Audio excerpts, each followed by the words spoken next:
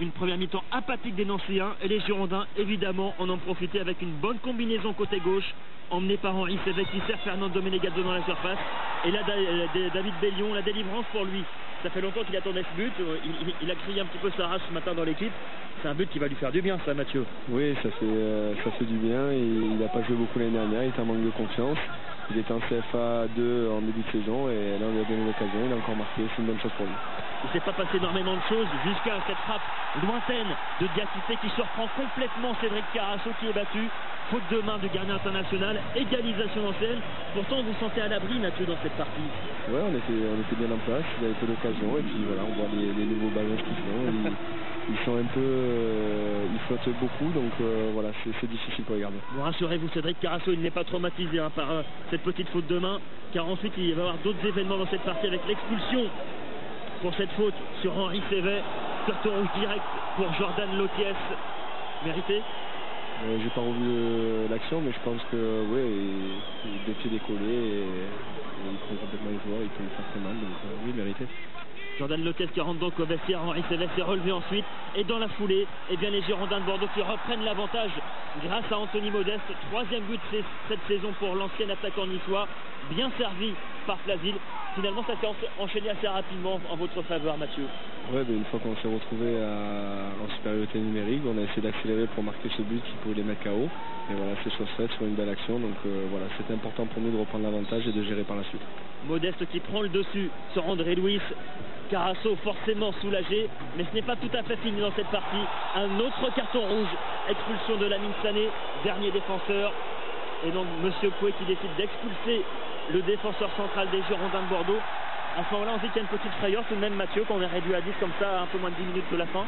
Non, pas de frayeur, voilà, c'est une faute de jeunesse qu'il fait parce qu'il essaie de passer devant alors qu'il doit rester derrière. Et puis voilà, on se retrouve à 10 contre 10. Pas de frayeur particulière parce qu'on gère plutôt bien. Et puis voilà, Cédric qui fait la parade du match. Et, voilà, c'est une bonne chose pour Cédric qui nous sauve à ce moment-là. Cédric Carasso qui se rachète bien en fin de match en sauvant les Girondins de Bordeaux de l'égalisation. Les Girondins de Bordeaux qui s'imposent donc 2-1 ici dans ce 8e de finale de la Coupe de la Ligue, dans ce 16e de finale. Les Girondins en 8e de finale. C'est une ambition d'aller chercher un trophée comme la Coupe de la Ligue cette saison, Mathieu. Main mise sur la rencontre d'Arles-Avignon. Vous voyez cette frappe de Kamel Meriem du gauche bien stoppée par Perkis. Franck Dumas est plutôt serein, pourtant son équipe subit, une équipe jeune alignée au départ. Benjamin Psom au cœur d'une très bonne première mi-temps affole la défense normande. C'est lui là qui sollicite Damien Perkis, encore une fois irréprochable. Vous avez des occasions, vous avez des tirs, mais vous ne marquez pas. Ça s'est déjà produit contre Marseille, puisqu'en première mi-temps, on a 7 actions franches. On n'arrive pas à marquer. Malheureusement, on prend un but un petit peu litigieux, mais enfin, on ne va pas commencer à pleurer. On va le voir tout à l'heure, le but. Là, on est toujours sur cette première mi-temps avec cette frappe d'Angelos Baginas, encore une fois bien détourné par Perkis, qui n'est pas l'habituel titulaire. D'habitude, c'est Alexis Thébault. On vous voit souffrir pendant cette rencontre.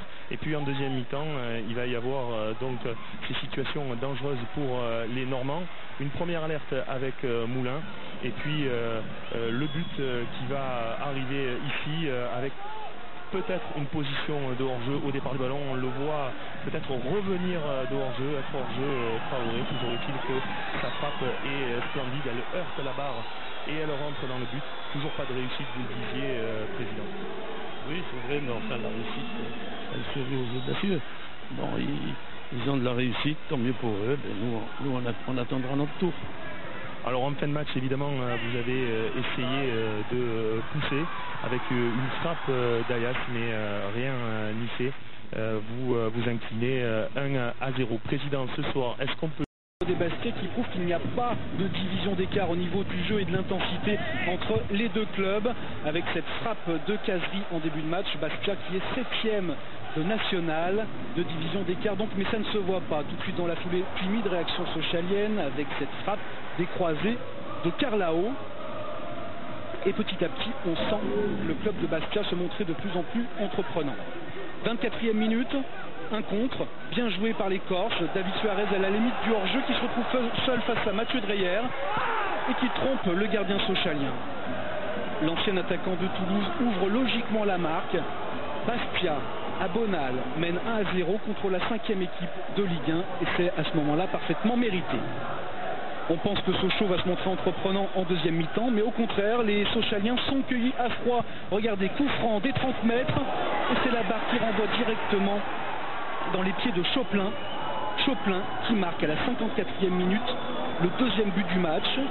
Cauchemar pour Sochaux qui est mené 2-0 par les pensionnaires de National Bastia, dont l'objectif numéro 1 de la saison est de retrouver l'élite et la Ligue 2. Sochaux va jouer pendant 40 minutes à 11 contre 10 sur cette action de Marvin Martin. C'est le joueur Bastiais qui se jette et qui écope d'un carton rouge. Carton rouge pour Mathieu Sanz. Bastia va finir la rencontre à 10. On se dit que Sochaux va donc pouvoir profiter d'occasion. Et à part cette frappe sur la barre, signée de Jérémy Bréchet, Sochaux ne va jamais réussir à trouver la possibilité de revenir dans le match, d'au moins marquer un but. On voit ici la frappe de Nicolas Maurice Bollet, mais Sochaux force trop ses tirs et c'est sans réel problème pour Novaes, le gardien de but brésilien de Bastia. Les Corses réussissent l'un des gros coups de ces 16e de finale. Battre Sochaux 5e de Ligue 1 2-0. Joie des supporters corses, ils étaient 20 à avoir fait le déplacement.